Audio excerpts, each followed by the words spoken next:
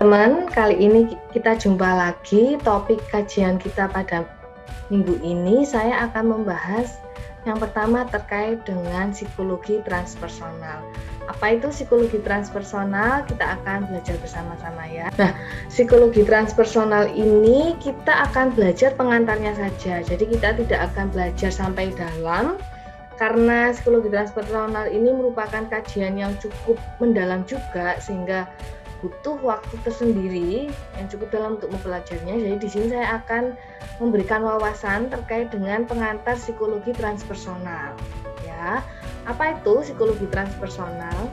Psikologi transpersonal merupakan aliran baru dalam mazhab psikologi, di mana psikologi transpersonal ini mendeklarasikan diri sebagai mazhab yang keempat. Ya, jadi setelah kemarin ada mazhab-mazhab yang sudah teman-teman pelajari, kita akan belajar mazhab berikutnya yaitu psikologi transpersonal. Nah, ini termasuk yang cukup baru gitu ya. Pada tahun 69, jurnal psikologi transpersonal ini pertama kali diterbitkan. Kemudian tahun 73, perkumpulan psikologi transpersonal pertama mengadakan konferensi di California. Dan pada tahun yang sama juga diadakan konferensi psikologi transpersonal dan pendidikan di Universitas Northern Illinois ya. Banyak para pendidik tertarik tentang psikologi transpersonal yang berasal dari berbagai macam negara. Ini kan tahunnya masih tahun 1900-an gitu ya, jadi masih cukup baru. Nah, konsep utama manusia menurut psikologi transpersonal adalah bahwa manusia tidak hanya mempunyai kesadaran psikofisik, psikokognitif, ataupun psikohumanistik, namun juga manusia mempunyai kesadaran yang terdalam dan tinggi sifatnya. Jadi melebihi fisik, melebihi kognitif, dan melebihi pandangan seseorang untuk bicara tentang humanistik. Apa itu gitu ya? Kita akan pelajari lebih dalam. Sedangkan metode yang digunakan ini berbeda dengan yang sebelumnya. Kalau di transpersonal ini lebih ke arah meditasi, semedi, psikosintesis, yoga, yang seperti itu. Jadi yang kajiannya lebih ke arah spiritualitas seperti itu. Nah, ini definisinya adalah psikologi transpersonal ini diartikan sebagai suatu studi terhadap potensi tertinggi manusia dan dengan pengakuan, pemahaman, dan perealisasian keadaan-keadaan kesadaran yang mempersatukan antara spiritual dan transenden. Nah, ini kata kuncinya. Jadi psikologi transpersonal itu tidak hanya mempelajari psikis manusia seperti ilmu-ilmu yang lain, tapi di sini kita juga belajar tentang penggabungan antara psikis dan spiritual, itu ya. Serta transenden. Apa itu transenden? Transenden merupakan cara berpikir yang melampaui hal-hal yang terlihat di alam semesta, ya. Jadi cara berpikir transenden itu berpikir terkait dengan penciptaan, berpikir terkait ketuhanan yang seperti itu, dan berbicara tentang spiritualitas di luar agama ya. Jadi kalau agama itu berbicara tentang religiusitas, tapi kalau spiritualitas itu di luar agama, kita membicarakan hal-hal yang sifatnya adalah seperti kedamaian, pengucapan syukur, yang sifatnya adalah spiritualitas di atas agama tertentu. Seperti itu. Jadi psikologi transpersonal ini kata kuncinya adalah berbicara tentang spiritual dan transenden. Ada definisi yang berbeda, tapi mirip gitu ya. Jadi secara khusus memberikan perhatian kepada studi ilmiah yang empiris. Jadi tadi yang sifatnya spiritual dan transenden itu dipelajari secara ilmiah. Kepada implementasi yang bertanggung jawab. Jadi nggak abal-abal, nggak yang sifatnya ilmunya kedukun gitu, enggak ya, itu kan tidak dipelajari secara ilmiah. Nah, ini kita akan mempelajari secara ilmiah dari penemuan-penemuan yang relevan bagi aktualisasi diri. Jadi tujuannya mempelajari spiritualitas dan transendensi itu untuk mengaktualisasikan diri, transendentasi diri, serta kesadaran kosmis. Nah, kesadaran kosmis ini adalah kesadaran yang menunjukkan bahwa kosmos atau alam semesta itu bukan tersusun dari ada batu, ada tanah, ada air terbentuk alam semesta, bukan.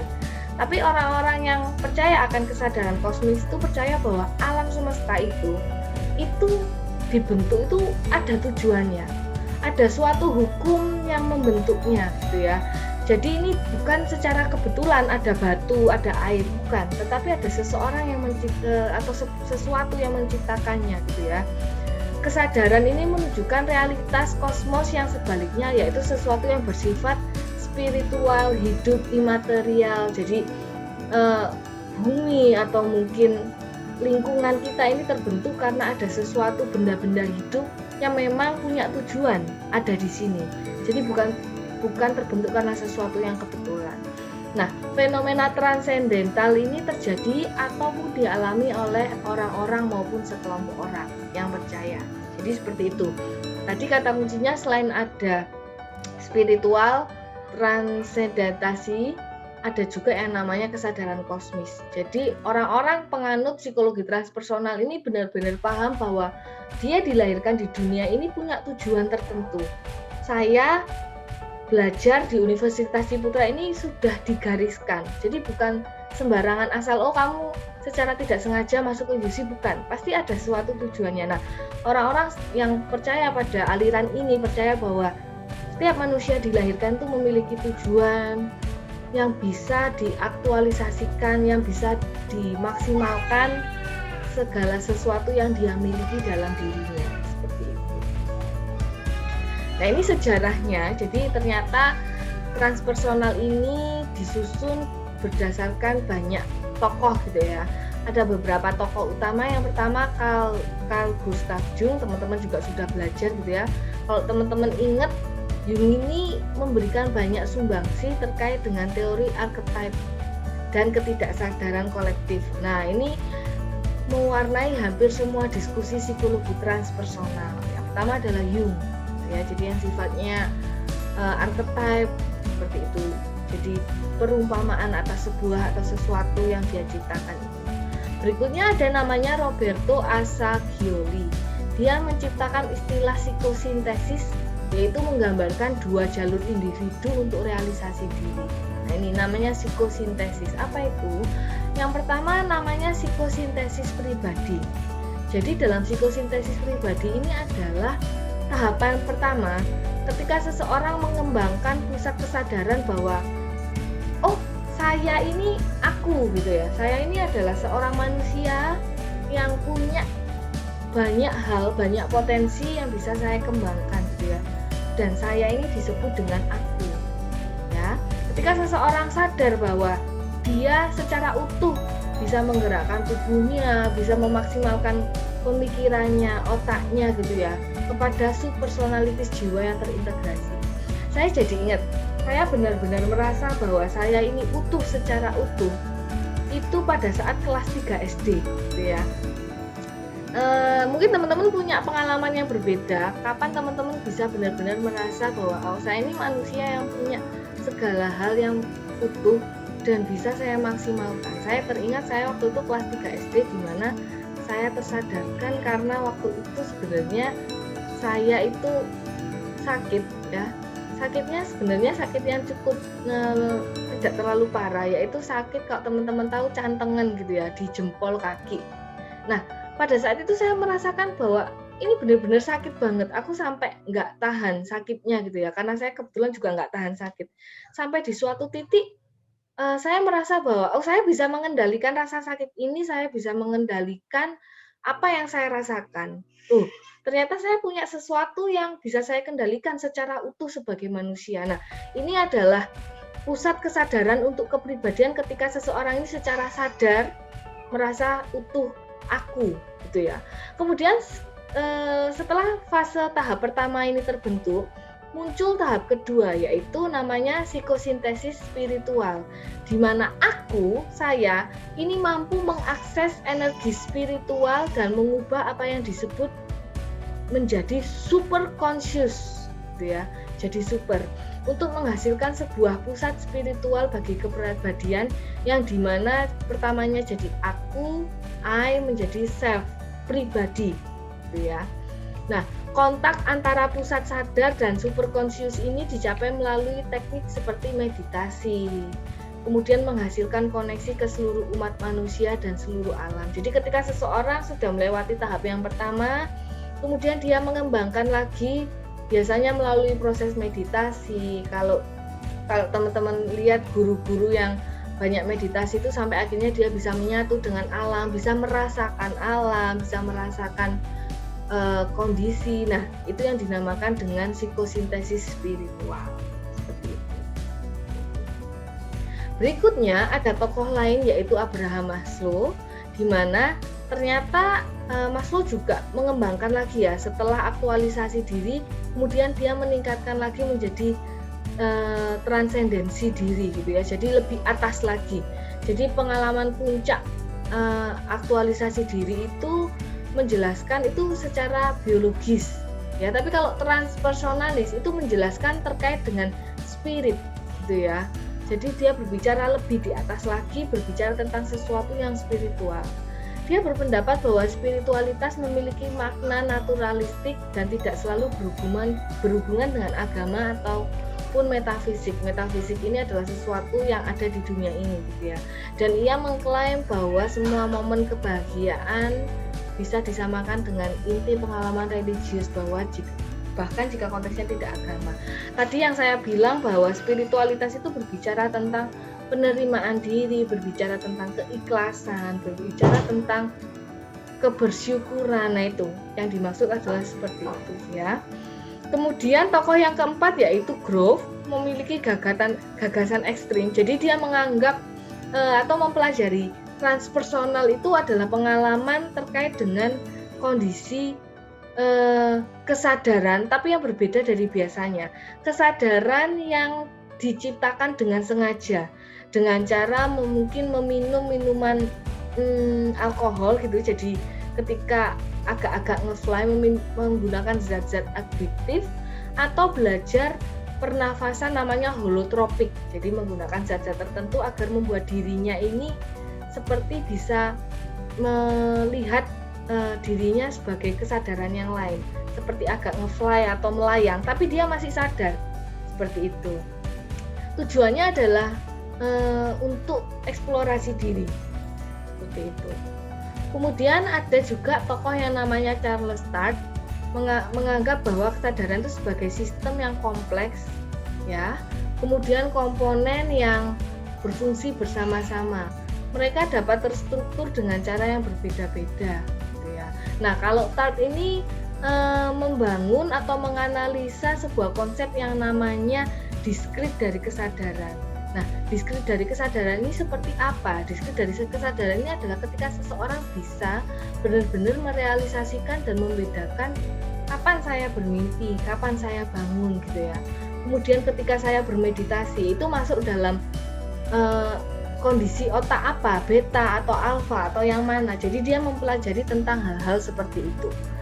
Ya, termasuk juga kondisi ketika berada dalam pengaruh alkohol, itu gelombang otak masuk yang mana. Jadi dia mempelajari hal-hal seperti itu. Kemudian yang terakhir, Ken Wilber mengatakan bahwa meskipun dia tidak punya gelar psikologis gitu ya, tapi dia ini banyak banget menemukan temuan-temuan yang menginspirasi. Dan dia mengembangkan model spektrum perkembangan dalam sintesa terhadap berbagai model kognitif atau moral, gitu ya. Dia mengembangkan model evolusi kesadaran yang diintegrasi melalui filsafat dan psikologi, dan dia menamakannya sebagai integral psychology. Jadi dia tidak berpengaruh pada suatu mazhab tertentu, tapi dia mengintegrasikan keseluruhan, membuatnya menjadi transpersonal, di luar personal gitu ya. Yang namanya psikologi biasanya berkata tentang personal atau diri. Tapi kalau transpersonal itu lepas dari diri dan lebih luas lagi jangkauannya. Kita berbicara tidak hanya tentang diri tapi juga tentang alam semesta, penciptaan gitu ya, rasa bersyukur dan lain sebagainya. Nah, ini ada tingkat kesadaran fungsi manusia, ada 8 tingkatan menurut psikologi transpersonal yang perlu teman-teman ketahui. Tingkatan yang terluar atau yang pertama namanya fisik. Jadi tingkat kesadaran manusia, fungsi manusia yang pertama adalah ketika dia bisa menggunakan fisiknya secara sadar dan utuh. Itu tingkat yang pertama. Tingkat yang kedua adalah emosi, di mana ketika seseorang atau manusia itu mampu menggunakan emosinya, meregulasi emosinya, mengeluarkan emosinya sesuai dengan kehendaknya secara utuh. Itu tingkatan yang kedua. Masuk semakin dalam yaitu tingkat kesadaran intelektual. Ketika dia juga bisa berpikir, menyelesaikan masalah, menganalisa masalah secara utuh. Itu adalah tingkatan yang ketiga. Di mana tingkatan yang keempat ini merupakan integrasi antara fisik, emosi, dan intelektual. Itu terbentuk menjadi integrasi personal. Itu masuk ke lingkaran yang keempat. Ya. Lingkaran yang kelima itu berbicara tentang intuisi. Teman-teman kalau berbicara tentang intuisi itu merupakan firasat ya. Kalau teman-teman mungkin punya orang-orang yang kalau bisa dikatakan indigo misalnya seperti itu, dia bisa punya firasat-firasat tertentu yang kemudian akhirnya terjadi. Nah, itu namanya intuisi atau firasat. Tapi intuisi atau firasat ini sebenarnya bisa dipelajari juga apabila kita sudah menguasai teknik-teknik atau lingkungan tertentu dari sesuatu yang ingin kita pelajari. Misalnya ada orang-orang yang mungkin bermain judi, dia punya firasat nih, habis ini saya menang. Nah, tapi firasat saya menang ini tidak semata-mata dia ngawur, nebak, oh aku habis ini menang, enggak. Tapi karena dia ini sudah terlalu lama bermain judi, dan dia tahu pada titik-titik atau putaran-putaran tertentu itu akan menunjukkan angka keberapa dan dia bisa menebak jadi menang. Nah, itu namanya intuisi. Kalau kita lihat lingkaran 5 itu mewakili dimensi intuisi yang sebenarnya awalnya sama-sama, lalu lama-lama akan berubah menjadi persepsi dan bisa dirasakan sebagai sensasi. Contohnya tadi, ya, mulai datang ke kesadaran secara nyata dan pengalaman intuisi yang didapatkan dirasakan secara nyata. Mungkin orang yang tadi bermain judi nggak sadar kalau sebenarnya persepsi atau intuisi saya menang ini sebenarnya secara keseluruhan tubuhnya itu sudah mempelajari pada momen-momen tertentu. Setelah ini angka akan keluar, lalu dia mengirimkan sinyalnya ke otak dan dia merasa setelah ini saya akan menang, gitu ya. Tapi kadang nggak semua orang sadar bahwa ternyata itu sudah dipelajari oleh keseluruhan tubuh dan fisik. Itu adalah intuisi yang kemudian berubah menjadi secara sadar ke pengalaman yang nyata, gitu ya. Kan ini tingkat kesadaran fungsi manusia. Jadi intuisi itu bisa digunakan sebagai kesadaran. Dimensi yang keenam namanya psikis spiritual. Apa itu dimensi psikis spiritual? Lingkaran yang keenam mewakili dimensi psikis spiritual sebagai pengalaman individu yang jelas tentang dirinya. Jadi melebihi kesadaran sensasi dan secara serempak merealisasikan integrasi dengan lapangan energi yang lebih luas seperti kemanusiaan. Jadi kalau yang tadi kelima itu cuma berbicara tentang diri, kali ini lingkaran yang keenam ini lebih luas, lebih ke arah ke kemanusiaan, ya. Dimensi spiritualitas terkait kemanusiaan. Mungkin teman-teman kalau bisa melihat atau terdorong, hatinya tergerak melihat anak-anak yang kurus di Afrika, kemudian teman-teman kepingin mendorong teman-teman untuk menyumbang. Nah, itu adalah dimensi yang lebih luas lagi, psikis spiritual. Meskipun teman-teman secara fisik tidak hadir di sana, tapi teman-teman bisa merasakan. Nah, seperti itu. Atau teman-teman bersyukur karena teman-teman sudah hidup berkecukupan, akhirnya teman-teman memutuskan untuk menyumbang, misalnya seperti itu, ya. Jadi psikis spiritual yang jangkauannya lebih luas. Kemudian kita masuk ke lingkaran yang ketujuh namanya mistik. Nah, apa yang dimaksud dengan kesadaran mistik? Ini adalah cara pribadi merasakan pengalaman yang tertinggi, penyatuan mistik, ya, pencerahan diri melebihi dan bergabung dengan semuanya. Pada tingkat ketujuh yang disebut adalah tingkat yang lebih jauh, menyatukan pribadi dari segala dimensi yang dialami secara serempak. Nah, orang-orang di psikologi transpersonal itu percaya bahwa ada dimensi-dimensi di luar dimensi manusia. Nah, ada dimensi lain yang seseorang itu bisa merasakannya secara sadar. Nah, pada tingkatan yang ketujuh, orang-orang yang bisa memasuki ini mampu memasuki dengan baik, dengan sadar. Nah, kadang-kadang juga dia bisa bermeditasi sehingga dia bisa pindah ke tempat lain. Ada istilah rogo sukmo, kalau teman-teman tahu ya. Dia bisa secara penuh berkonsentrasi, kemudian merasakan dirinya berpindah atau merasakan dimensi yang lain dari apa yang dikatakan bahwa ada dimensi lain secara mistis. Nah, itu adalah lingkaran yang ketujuh. Sedangkan lingkaran yang kedelapan adalah integritas transpersonal, di mana ketika seseorang mampu merasakan apa yang dinamakan transpersonal secara utuh dan dia bisa menggunakannya untuk fungsi-fungsi manusia yang bagus, yang baik, seperti itu ya. Nah, ini melewati 7 tingkatan atau lapisan yang disebutkan itu, tingkat pengembangan potensi di mana semua tingkat dihayati secara simultan atau bersama-sama. Nah, ini kalau kita lihat perbandingan deskripsi tingkat kesadaran manusia menurut mazhab-mazhab yang sudah dipelajari ya. Contohnya kalau behaviorisme itu bidang filsafatnya adalah ontologi atau psikoanalisis. Tingkatnya adalah tingkat kesadaran ya. Jadi yang dia lihat adalah kesadarannya, proses penemuannya karena eksperimen, sesuatu yang empiris yang terlihat nyata, kebenaran fakta, datanya sensual, fenomenanya sensoris. Kalau psikologi kognitif itu kesadaran rasional, ada dalam kognitifnya ya, berbicara tentang otak, membahas tentang sesuatu yang logis, yang rasional, seperti itu. Kalau humanis itu berbicara lebih ke arah etik gitu ya, adat, seperti itu, tentang baik dan buruk dan moral. Nah, kalau transpersonal itu tingkat kesadarannya pada tingkat kesadaran spiritual. Proses penemuannya biasanya karena meditasi, yoga EFT, intuisi, hati. Jadi karena adanya kita mencoba untuk terlepas dari kehidupan ini dan benar-benar merasakan alam secara utuh, meditasi, yoga, maka waktu itu ditemukanlah namanya psikologi transpersonal. Ya, fenomenanya adalah metafisik. Jadi di luar fisik kita berbicara tentang sesuatu yang sifatnya di luar personal seperti itu.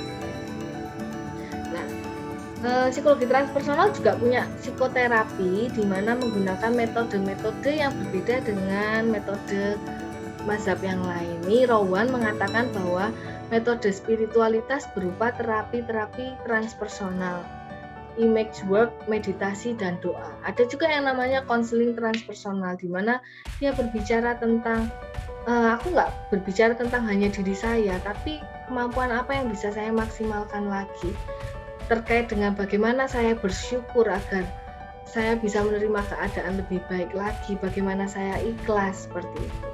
Metzger menggunakan teknik mendengarkan klien dalam hal mimpi, mitologi, ide-ide dan pengalaman yang mengandung suatu hubungan dengan alam semesta. Ya, ini seperti Jung, juga dia menganalisa mimpi, mendengarkan mimpi-mimpi, diartikan mimpi-mimpinya gitu ya, seperti itu. Kemudian Lang menyarankan perlunya penggunaan intuisi dan insight bagi terapis sebagai respon klien untuk mengembangkan pertumbuhan personal, interpersonal, dan spiritual. Jadi ini dia merasa bahwa intuisi atau persepsi atau dorongan-dorongan yang dalam diri itu penting banget untuk mengembangkan pertumbuhan personal, interpersonal, dan spiritual klien.